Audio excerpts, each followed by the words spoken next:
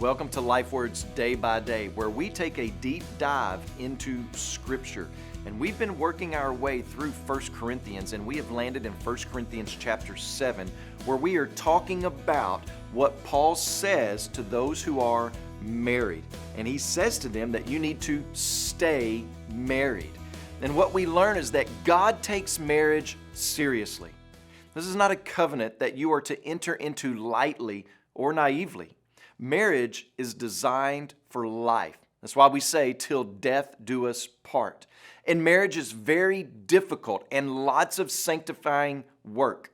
And unless you have 100% of both people, man and woman, who love the Lord and are committed to the authority and sufficiency of His Word and are utterly dependent upon Him, you're in for an uphill battle.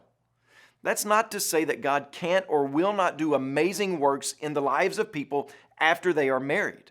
We have redemption story after redemption story that sits in our church Sunday after Sunday. You just need to have a clear and realistic understanding of marriage. And the fact is that you are marrying a sinner who is very good at sinning. You don't get married just because it's the next thing you do in life. You don't get married just because you want to have a house and picket fence and kids. You don't get married just so you can have sex. You don't get married to someone just because you've dated them for a long time.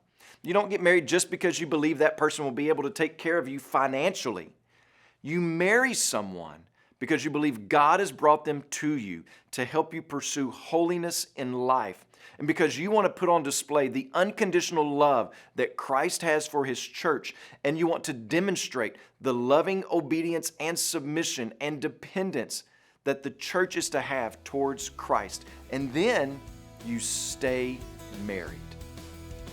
When you pray today, please remember Marco Gaspar and his family, our Changemaker missionaries in Portugal. And also remember the Zanaki Lifeword broadcast that's heard in Tanzania.